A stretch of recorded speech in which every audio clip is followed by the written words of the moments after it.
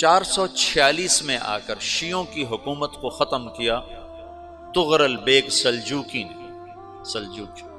Seljuk مسلمان ہوئے تھے محمود غزنوی کے دور میں، سلجوک ان کے بڑے کا نام تھا۔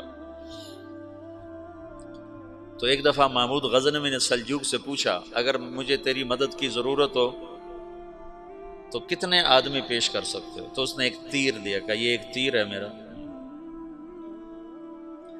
کسی کو یہ تیر بھیج کر میرے علاقے میں بھیج دو تو چند گھنٹوں میں 1,00,000 تلواریں تیرا پہرا دینے کے لیے تیار ہوں، میرے پاس اتنی طاقت ہے۔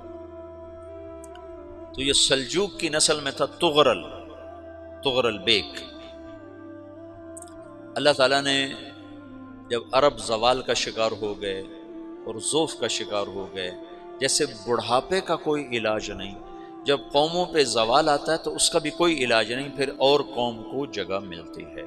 جیسے بڑھاپا ایک فرد پہ آتا ہے، ایسے بڑھاپا قوم پہ آتا ہے۔ قوم کا بڑھاپا جوانی میں نہیں لوٹ سکتا، جیسے فرد کا بڑھاپا جوانی کی طرف نہیں لوٹ سکتا، قوم کا بڑھاپا جوانی کی طرف نہیں لوٹ سکتا، کوئی علاج نہیں، نئی نسل کا آنا ہی علاج ہے۔ تو عرب دھل چکے تھے، 600 سال بہت ہوتے ہیں حکومت کو، اپنی صفات گم کر چکے تھے، اب نئے خون کی ضرورت تھی۔ تغرل بیگ پہلا شخص تھا جس نے آ کر اہل السنت والجماعت کو استحکام بخشا، شیعوں کی حکومت کو ختم کیا، بغداد سے، شام سے، ان سارے علاقوں سے۔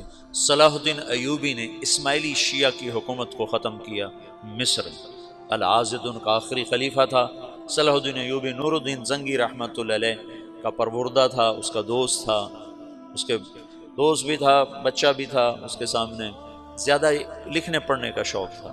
پھر اللہ تعالیٰ نے اس سے کام لیا اور اس کو مصر کا گورنر بنا کے بھیجا، مصر کی مدد کے لیے بھیجا۔ تو وہاں اس نے صلاح الدین ایوبی نے وہاں ختم کیا، تغرل بیگ نے یہاں ختم کیا۔ تو پھر سلجوک جو تھے نا یہ اقتدار میں آئے، ادھر ختم ہو گئی سلطنت بنو عباس کی، مصر ایک چھوٹی سی ترکوں کی سلطنت۔ تو اللہ تعالیٰ پھر مرکزیت کے لیے ایک نظام چلائے، دو لشکر آپس میں لڑ رہے ہیں ایک میدان، ایک جنگلی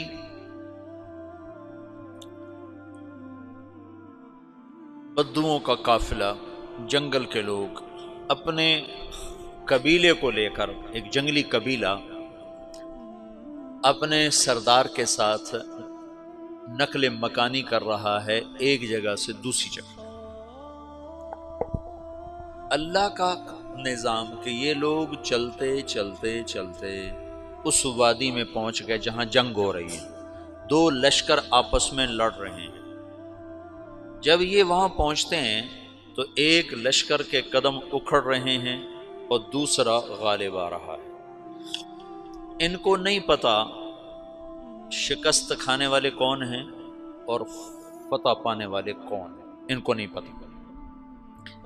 اس جنگلی قبیلے کے سردار کا نام بھی تغرل ہے، تغرل۔ تو یہ سردار کہتا ہے جو شکست کھا رہے ہیں ان کی مدد کرو، کچھ پتہ نہیں کون ہے، کہتا جو شکست کھا رہے ہیں ان کی مدد کرو۔ تو 400 وحشی جنگلیوں نے فاتح لشکر کے پیچھے حملہ کر دیا۔ وہ تو ایک کافی ہوتا تھا، 400 دوڑ جب تلواریں پڑیں تو چند لمحوں میں نقشہ بدل گیا، بھاگنے والے جم گئے اور جمنے والے بھاگ پڑے۔ جب جنگ ختم ہوئی تو شکست خوردہ لشکر کے بادشاہ نے ان کو بلایا، اسے پوچھتا ہے مجھے جانتے ہو میں کون ہوں؟ کہا نہیں۔ کہا تو تم نے میری مدد کیوں کی؟ کہا انسانی ہمدردی کی وجہ سے، تمہیں شکست ہو رہی تھی اس لیے تمہاری مدد کی۔ پھر اس نے اپنا تعارف کرایا، میں ہوں سلیمان سلجوکی، ترکی کا بادشاہ۔ مسلمانوں کا لشکر تھا اور تاتاریوں سے شکست کھا رہا تھا، تاتاری فتح پا رہے تھے، مسلمان شکست کھا رہے تھے۔ تو وہ اللہ کی غیبی مدد بن کر آئے، تو وہ اس سے کہتا ہے میرے ساتھ رہنا پسند کرو گے؟ تم نے میرے اوپر احسان کیا ہے، میں اس کا بدلہ دینا چاہتا ہوں، میرے ساتھ رہنا پسند کرو گے؟ کہنے کا کر لوں گا۔ تو اس نے اس کو لے کر ترکی آیا، اور استنبول اس وقت روم کی حکومت میں تھا، اسے فتح کیا اس تغرل کے آگے چوتھے پانچویں پڑپوتے محمد فاتح نے۔ تو یہ استنبول ہے، یہ ترکی ہے، بیچ میں ایک چھوٹا سمندر ہے، یہاں ایک جاگیر ہے۔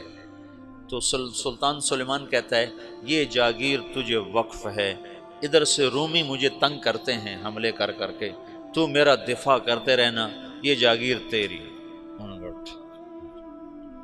اس جاگیر پہ اس نے اپنے قافلے کو آباد کر دیا، اپنے قبیلے کو، اور ایک چھوٹی سی حکومت بنا لی، جو ایک صوبہ سمجھو سلمان سلجوقی کا، وہ ایک چھوٹا سا صوبہ ہے۔ وہاں جب یہ رہ پڑا تو پھر یہ ایک شیخ کے بیعت ہوتا ہے، وہاں شیخ طریقہ میں ان کے یہ بیعت ہونے جاتا ہے، وہ اس کو رات اپنے پاس ٹھہراتا ہے، تو ایک کمرے میں ان کو ان کا خادم ٹھہراتا ہے۔ یہ جب کمرے میں جاتا ہے تو سامنے دیوار میں طاقچے پر قرآن پڑا ہوا ہے، تو یہ تغرل بیگ کہتا ہے یہ کیا ہے، یہ کیا ہے؟ تو وہ خادم کہتا ہے یہ کتاب اللہ ہے، قرآن ہے۔ اچھا، وہ اس کو وہاں چھوڑ کے باہر چلا جاتا ہے۔ وہ دیہاتی آدمی، جنگل کا رہنے والا، پہلی دفعہ زندگی میں قرآن دیکھا، وہ کہتا ہے یہ قرآن ہے، اللہ کی کتاب ہے، میں اللہ کی کتاب کے سامنے سو جاؤں، کتنی بے ادبی ہے۔ تو اس نے ایسے قرآن اٹھایا اور سر پہ رکھ لیا اور کھڑا ہو گیا، ساری رات قرآن سر پہ رکھ کے کھڑا رہا۔ رات کے پچھلے پہر اس کو خواب آیا، کھڑے کھڑے اس نے دیکھا کہ اس کی پشت سے ایک چاند نکلا اور شیخ کی بیٹی کے سینے میں جا کے اتر گیا۔ پھر اس لڑکی کے سینے سے ایک درخت نکلا جو پھیلتے پھیلتے پھیلتے 3 بر اعظم پہ چھا گیا، افریقہ پر، یورپ پر، ایشیا پر۔ پھر اس کی آنکھ کھل گئی، وہ کھڑا ہوا ہے، تو اس نے صبح یہ خواب اپنے شیخ کو سنایا، تو انہوں نے اپنی بیٹی اس کے نکاح میں دے دی۔ اس بیٹی سے ایک بچہ پیدا ہوا، تغرل بیگ نے اس کا نام رکھا عثمان، عثمانی ترک نام سنا ہوا، جو میں نے کل بتایا تھا کہ 1924 میں وہ خلافت ختم ہوئی۔ تو ایک بیٹا پیدا ہوا عثمان۔ عثمان نے پھر ایک نئی اسلامی حکومت کی بنیاد رکھی جو 1924 تک چلتی رہی، کوئی 800 سال یہ حکومت چلی۔ تو حکومت کا شیرازہ بکھرا، لیکن پھر جڑ جاتا تھا، پر وہ قرن اول والا جوڑ کبھی نہ پیدا ہوا، ٹکڑے بن گئے۔ ان ٹکڑوں میں اللہ لوگ پیدا کرتا رہا جو دعوت دیتے رہے، دعوت زندہ رہی۔ جو تربیت کا نظام تصوف کے ساتھ تھا اب وہ تبلیغ کے ساتھ،